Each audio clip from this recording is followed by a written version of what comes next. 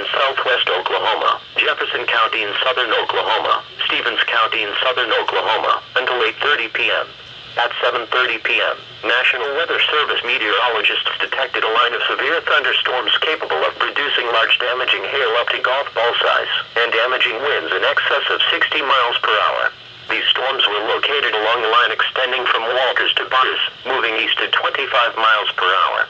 Locations impacted include Waurika, Comanche, Ringling, Empire City, Velma, Cornish, Hastings, Loco, Addington, Sugden, Grady, Waurika Lake, and Quantum. Move inside a sturdy building until the storm has passed.